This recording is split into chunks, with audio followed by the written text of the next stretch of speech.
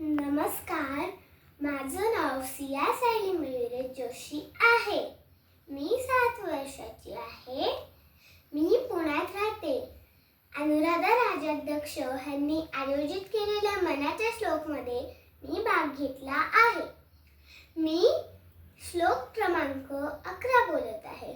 जनी सर्व सुखी असा कोण आहे, विचारे मना तूच शोधून पाय. मनात वांचिरे पूर्व संचित केले, तया सारखे भोगणी प्राप्त झाले.